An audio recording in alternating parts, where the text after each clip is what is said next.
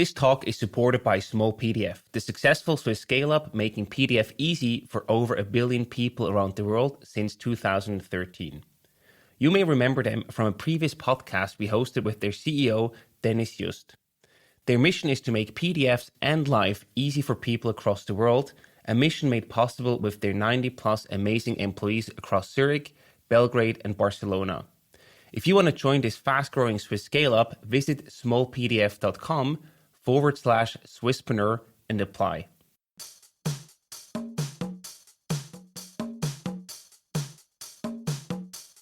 We're not thinking only to sell a house and that's it. We really want to have this 360-degree for clients like buyers, tenants, sellers, and give them the access to all these different services based on one platform.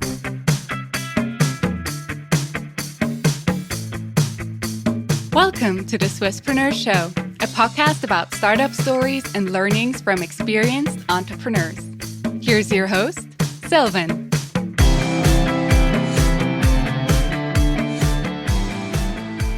Levent, a very welcome to the Swisspreneur Show. It's a pleasure to have you here today. I'm glad to be here. Thank you very much for the invitation. You're the co-founder and CEO at Properti, a technology-driven real estate company modernizing real estate and residential rentals, basically. Before we talk about your story, I actually want to start with your personal background. You worked for more than 10 years at the large real estate agent. So I'm curious, first of all, what actually drew your initial interest to join the real estate industry? Yeah, it actually was quite funny. At this time, when I did my college, I started as a call agent to make some sales there next to my college. And after that, I got these career opportunities. I had a great opportunity there and where I could develop myself. And that's how the story began, actually. So it was sort of a sidekick at first and then got more and more interesting for you. Yeah, so it went from time to time more serious and serious. So it was, just for... doing some money there, and then I got promoted, and that's how the story into real estate began, actually. So you start as a sales guy there, sort of, on telephone sales. Yeah.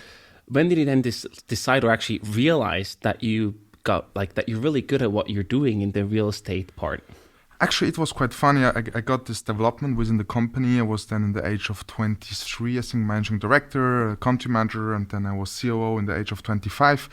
And that's actually how it developed. And after 10 years, when I was there in this company, I got a burnout. So I was also studying next to the job, actually. And that was for me also realizing that work is very important, of course, but that there's always someone, you should care about yourself, right? And that's how it ended then, right? So I think these are two, very important topics or very pivotal moments in your career. First, the very rapid career, 25 CEO at the large company. How did that make you feel? Was that a lot of pressure to be in that position at a very young age, or how did you deal with that?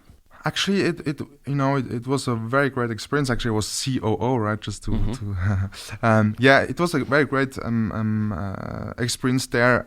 I think it was for me at this time. I was also studying at the Kalaidos Fachhochschule, and this was the biggest challenge was not to lose myself, let's say, in the work, right? And not forgetting myself. And I think this was the biggest mistake which I've done, because I was always quite, focused. I was very, in this mode to grow, sort of, to challenge myself, right? And I think it was a very great experience. I'm very happy about it. I learned very much. I had also a great time there, and yeah.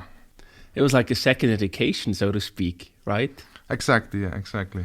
But then it got also a bit too much, because you said you then had a burnout because you were working too much or it was overwhelming. Can you talk a bit more how that felt when you were realizing this is becoming too much? I'm actually ending up in a burnout. How does that feel? Actually, it was from time to time. There was moments where I forgot this example, the name of my teammates. I couldn't sleep very much anymore. I did failures, and I think it was a progress, right? And then the moment came when I just woke up in the morning and I felt nothing anymore, right? And I think that was also important for myself to realize, okay, I had a very great story there. I worked for 10 years and it was the time to realize, okay, that I'm also important by myself, right? It's not only work.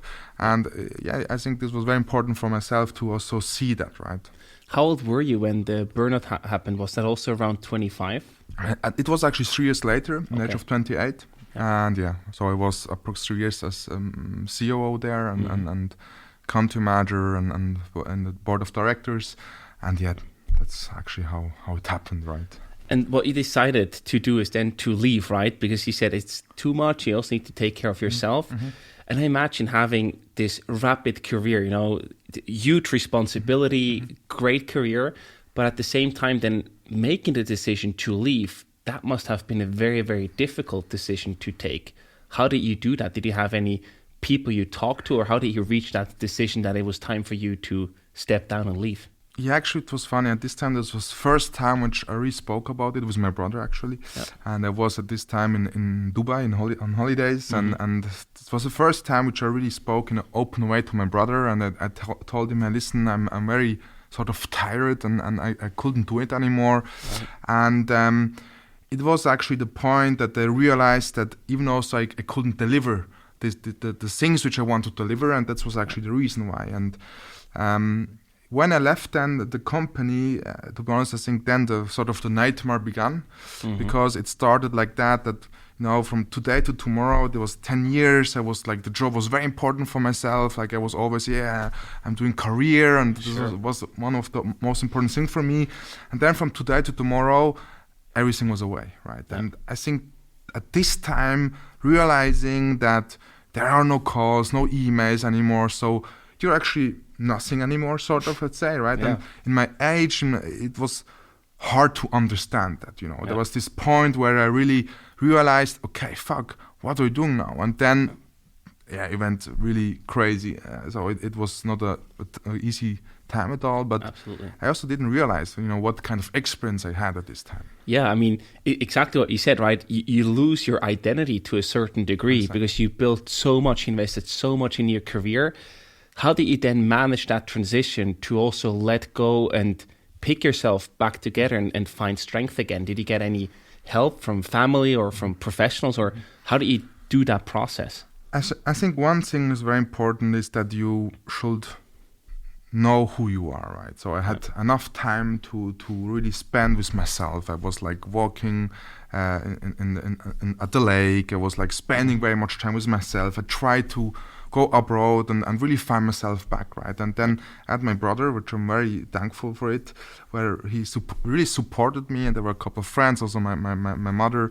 And I think first I had to learn who actually Levent is, let's say, right? And I think this was quite intense. I had to spend time with me. There was, I was always very in this mood of doing sports and going to gym and stuff, because as I played ice hockey, right, in the earlier years, and this was for me very I couldn't understand that I'm not let's say, it was very hard for me to understand that I can't deliver anymore, right? And this was a crisis. I think this sort of depression, right? Yeah. Now, looking back, would you do something differently to avoid the burnout, or did you also say, no, this actually had to happen to find new strength to also get to where you are today? Actually, to be honest, I think this was a very grateful experience for me, and I wouldn't avoid it, to be honest, because I learned very much out of it, and I'm very proud of it. So I'm also quite speaking openly, because it's something which we forget, right? In a way, when you always want to really improve yourself, this sort of growth and mindset, right? Yes. But I think for me, it was a big learning, right? Mm-hmm. And thank you for sharing that so openly. I think that's very well needed to see that burnout is a reality, and that you can also get out of it if you take the right consequences and learnings from it. So then you spend a lot of time with yourself to understand who you really are.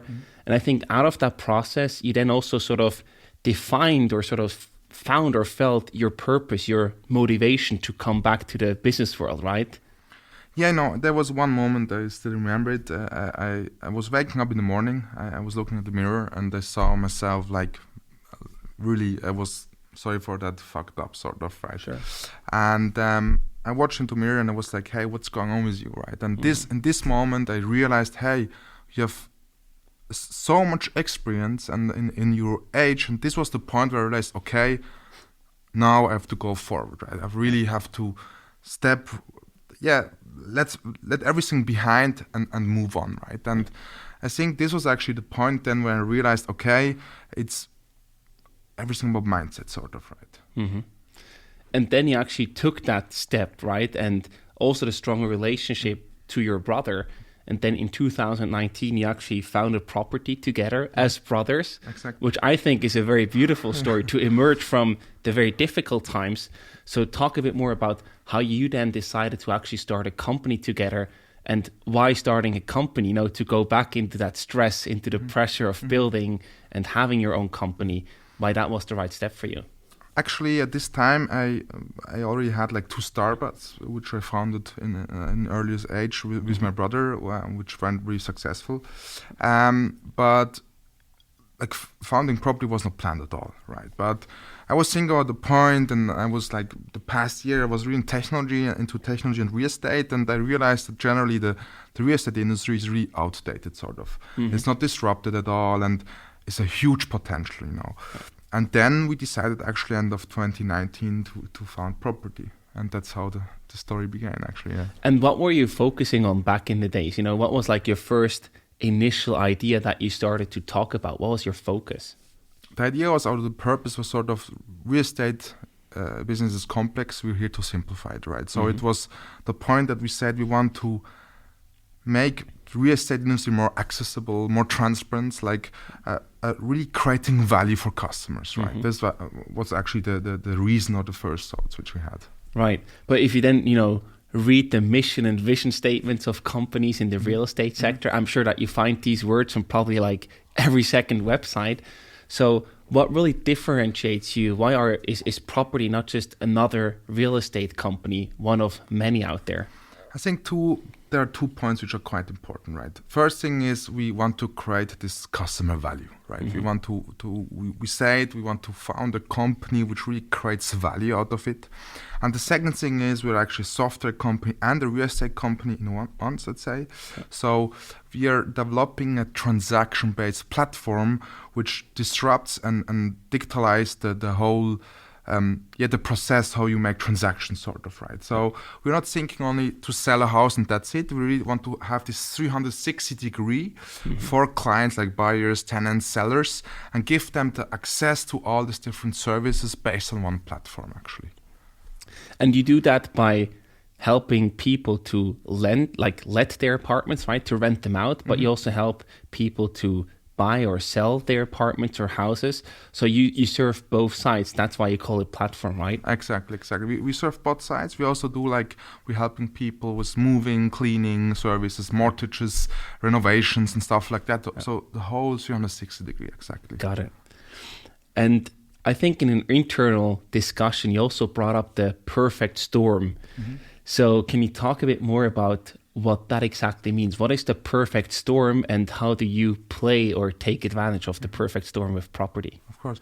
Like if you think at the moment, like the real estate agents, realtors, they're still working in a still quite manual way, right? So they are perhaps have great homepages and they're using some softwares where are not adaptable at all. Yeah. And it's very manually, like the processes are very manual, right? And I really believe that we are with this COVID crisis, right? So it gave quite a big shape into the digitalization, and the point is we really believe that the storm is that it will disrupt the whole real estate industry. With other words, it's a big change that's going on at the moment. So the old traditional realtors, they are still working in a quite manual way, and it's like time for this storming, meaning that we disrupt the industry. We really try to solve the customer value, sort of, and try to use it with technology and revolutionize actually the whole industry, right? And how do you exactly do that with technology? Like, what is your unfair advantage? Is it really the platform where you say you have everyone and everything they need in terms of their real estate business in the same platform? Or what is your play, your contribution to to make that easier, to make it better? There are two sides. One side is at the moment we have our own real estate agents which are working for us actually. There we try to automatize up to 80% of all the processes, right? Wow. So Yeah. as example, we have 4 portals overall, and the idea is that the agents, they really serve time with clients and we do the rest, right? Yeah. And the other side, earlier or later, we perhaps will open our platform also for agents which are not hired by us, as sort of partner agents, where we really try to improve their business and really create a value out of it, right? And I think that's also the big advantage of being a software company and a real estate company in one. I even tested it once myself, and I also talked to the agent, and he said he saves a lot of time on the administrative follow-ups, etc. So there you really seem to give them time back so they can manage more properties with less time, basically, without compromising the quality. Exactly. That's actually the point, right? So our agents, they serve at between 35 up to 40 listings per agent, and a common traditional agent serves between 10 and 12, 10 to 15, and it's a big difference. We also always do these virtual tours, as you also did, I think.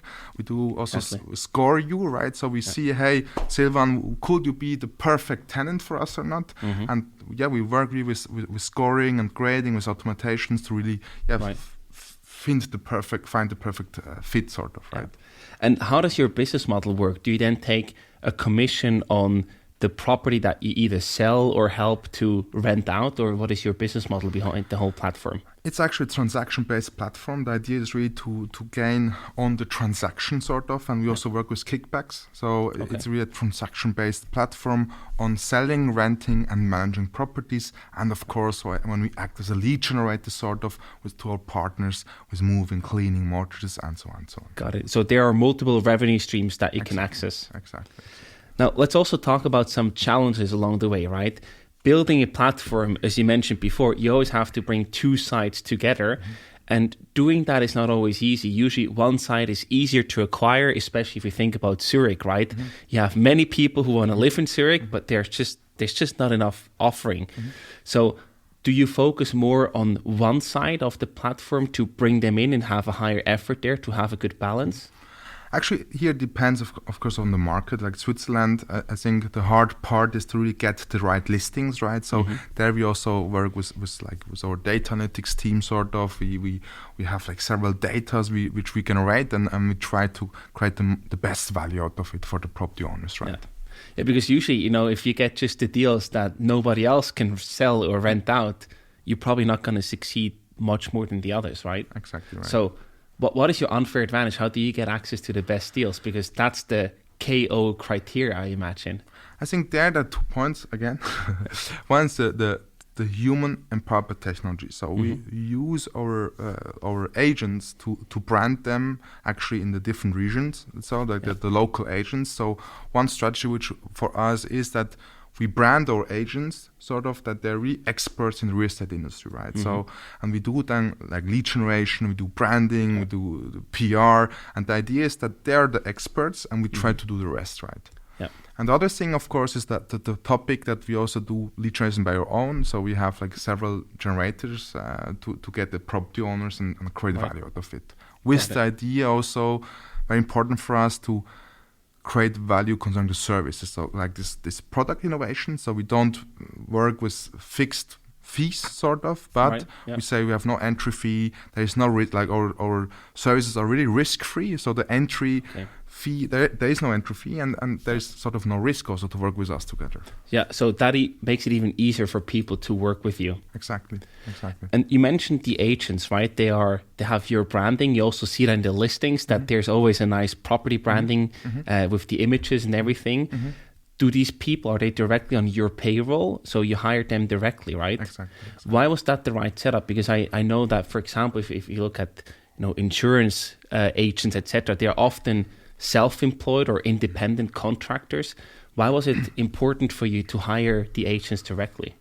Actually, it was quite funny. We bootstrapped till end of 2021, and this time when we invested by our own, and we had like family and friends sort of, which helped us out with investment, and I was always telling like in our seed round to our investors, hey, listen.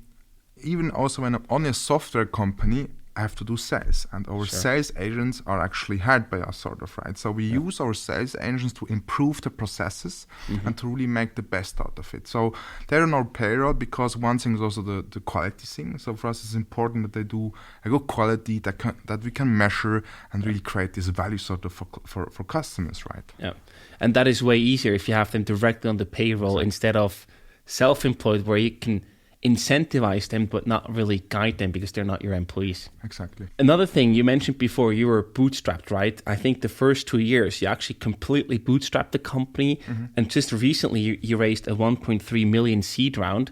So how difficult was that in the beginning to bootstrap the company? Because that's a huge accomplishment. I think there first was very important that, as you know, you just founded a couple of months before COVID, so it was not easy at all, even for a young startup as us. For us, it was really important to all time reinvest, and really focus then on the technology part, right? Yeah.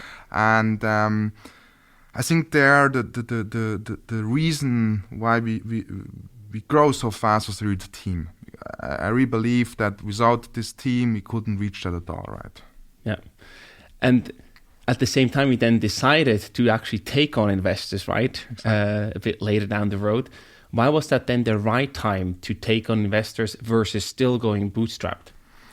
Yeah, at this time we realized that we can really have an impact on the market. So we had a crazy growth, with bootstrapping, and then we decided in the company that we really want to grow faster, we want to scale the property, and that was actually the reason why when we decided to take investors on board, right?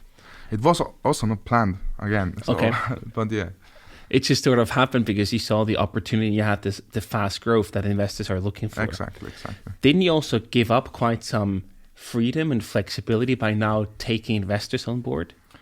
No, I'm very grateful for that. We have very great investors which believe in us. They help us. We have also very great board of directors, advisory board, and I think there, of course, it's always important to be honest and to speak in an honest way, and I don't feel that we gave up some freedom, to be honest. Okay. And what will you use the money for? What will be your investment areas that you now want to say, we had good growth, but now we took on the investors' money because we want to do this and that. What will you use the money for? It's like 80% technology, okay. Really investment in the platform. And of course, also marketing and stuff. Right. So what do you do with the platform? What do you plan to develop there to make it stronger and better? Actually, it's really to adapt it to make a better version out of it, right? I think we're in the beginning, sort of, like this 4 portals that are existing already, and we're working on it, right? But it's really improving and making more scalable, right? And also open perhaps earlier or later for partners. There could be an expansion, so yeah. An expansion to where? Yeah, it could be Germany, Austria, yeah, let's see. You're open to see where the future will lead you. I also wonder now, bootstrapping the company, now having investors on board, did that also change your role in any way? Basically, do you have now a different role or new tasks that you have to take care of now that you have investors on board? I think generally we're switching from startup to scale up. So it's very this famous switch out of startup to scale up, right? And I think there is also finding the right people, we have a very great team, right? And I'm very thankful for it. And I think this is also how my role changed, right? I think I have more topics concerning the strategy, how we want to go on, how we want to scale the company. And of course, there's a completely new role.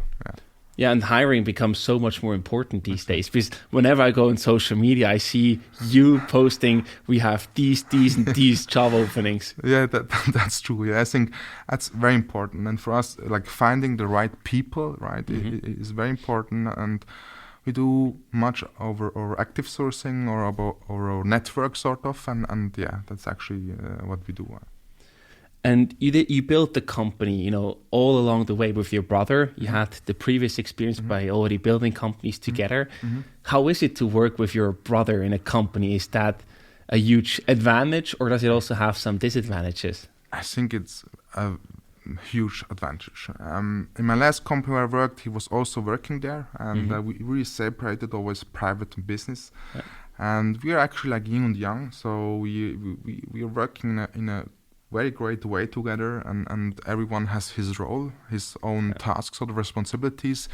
And the other side, I think the like having trust and giving trust each other is very important. And who else should I trust when I couldn't trust my brother? So sure. Yeah. How do you split the roles? So what is your focus and what is your brother's focus? Actually, my brother, he's acting as chief sales officer, so he's really responsible for the whole sales team, and I'm acting as CEO, and I'm doing sort of the rest, let's say. Like with my C-level team and management team, of course. Of course. Yeah. And how do you separate the business part and the private part? Like, do you have any ceremonies where you say, now we're at the office, now we talk business, and as soon as you go over that bridge we once heard in a previous podcast, we don't talk business anymore? How do you do that to keep a healthy balance? I think, to be honest, this is a very good question. We always like, it's not like that we, when we have, let's say, discussions, right? We always know it's not a discussion at all. It's like about business, right? And at the moment, I think it's an intense time. So we are switching from startup to scale up, and we at the moment we're quite speaking often about business. So I don't know. Yeah. So it's the balance, but it's also timing at the same time. Exactly. So there are times where you talk a lot about business and sometimes a bit less. Exactly. Yeah. And, switching from the startup to the scale-up mode, right? We heard before you had a lot of responsibility. Now you have investors on board. You have probably also a bit more pressure because it's like more employees, more customers, more money involved. How do you also as a founder now make sure that you don't end up in a burnout again and also stay healthy and take good care of yourself? I think this point won't happen again.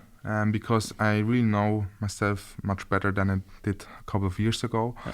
And I think it's really like taking time for yourself and really also take care about it, right? Let's say. And I don't think that this can happen again, to be honest, because I know myself even better than I did before. And I know when I have to realize, okay, now you have to make a break, or you have to go home or whatever. Right. So I don't believe that this would happen again.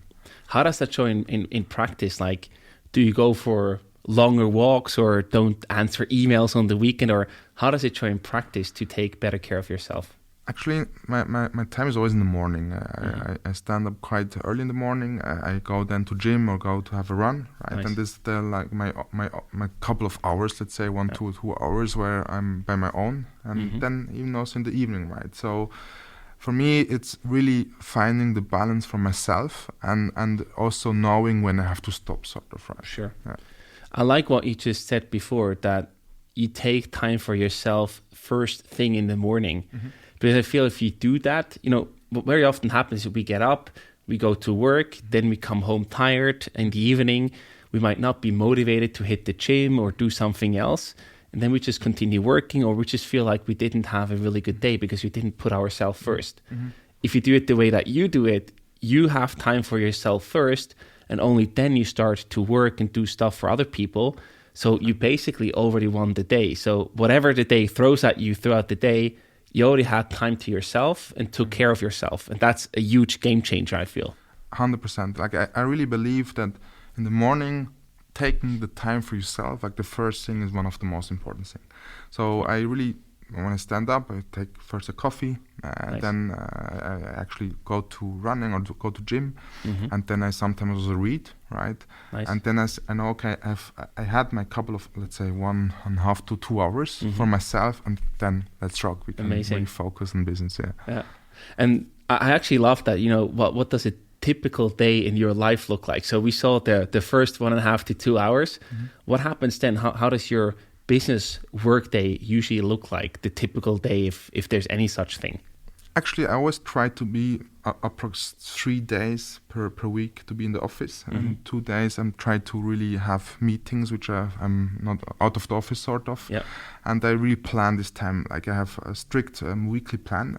I do that since I think 12 years approximately. Nice. So I always have my weekly plan and I live after that. So I have a clear plan, a clear to-do list, and try to give me then also like some free slots. As example, I don't know, Wednesday after lunch, and then I don't take any meetings, and then I take time for myself to really try to work at the company, not in the company. I love that. And your typical day, if you're at the office, do you have a lot of meetings that you have to take care of, or a lot of calls, or how do you have to imagine this? Yeah, a lot of meetings. I really try to have less meetings now, but mostly meetings or also with the team or with investors or potential partners, and So that's part of the founder and CEO job, right? Exactly. Yeah. So now, if we look at your statistics or your numbers, you have already more than 2,000 successful property placements done. You're growing rapidly, expanding the team. You closed the seed round. So what is next for you? What are your plans? Yeah, when I did the seed one at this time, 5 months later, we did then exactly the seed two, where we raised then again approx 6 million. Wow. And meanwhile, we are 124 employees out of the... That's crazy. Yeah, it's quite much. Like last time was in the monthly meeting, was like, okay, crazy much people here, right? But it's very nice. What's next there? I think for us really to get in the scale-up mood, to focus on processes, clear processes, clear communication for the team, and make us ready to scale up and expand then, right? And then you said, you're building the platform. You focus a lot and invest a lot in technology. Exactly. You're also looking at foreign markets. Is that something that you have on the roadmap for this year, 2023, or beyond that? Actually, it's planned for 2023 exactly. This year, we want to just close a great year actually to really focus again on transactions sort of and technology, and then next year, hopefully, that will come the next step. And since you also have investors on board, right? At one point in time, they also expect a return of their investment. Is an exit, a trade sale of the company, something that you think about? I think for now, I know my answer is quite stupid, but we really want to focus on business. So our goal is to really create value, to disrupt the industry, and to really be one of the leading agents actually. And that's our main focus. I think when founders only focus on exit or trade sale, it's in my opinion the wrong focus. So it's really creating value, having a great team, and doing the best out of it.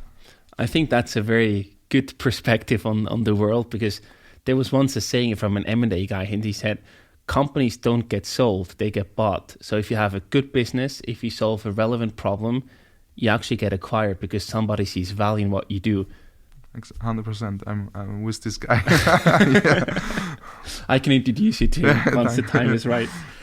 And I also wonder, what is next for you and your brother? I mean, you're working now together in probably the third company. What will be next for you? Do you have any additional ventures planned, or what is your focus, your next thing with your brother?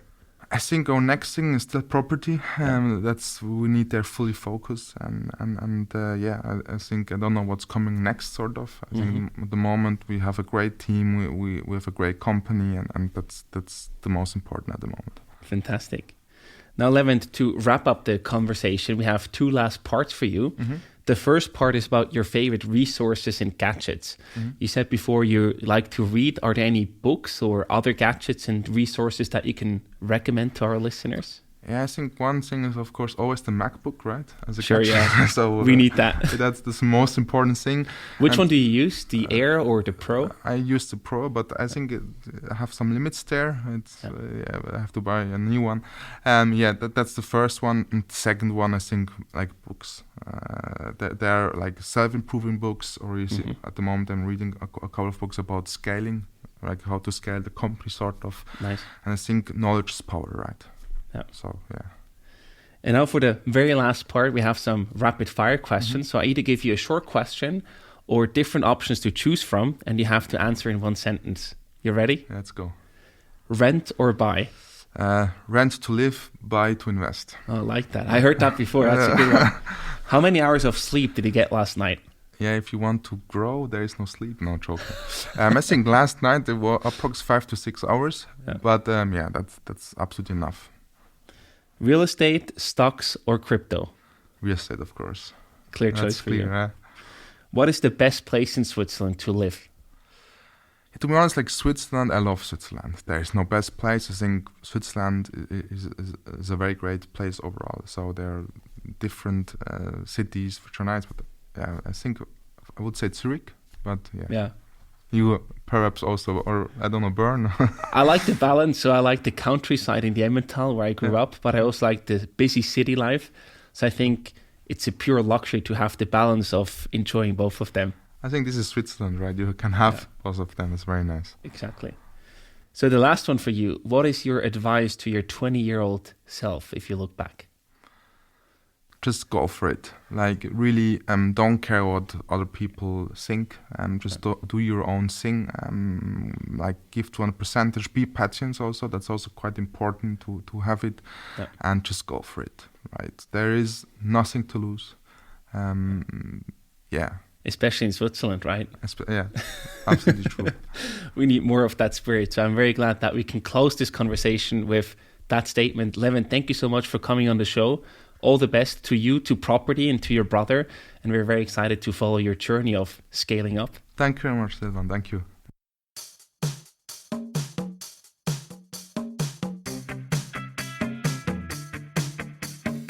We hope you enjoyed today's episode. If you did, you can support us by rating our show on Apple Podcasts. This way, we can reach an ever-growing number of aspiring entrepreneurs.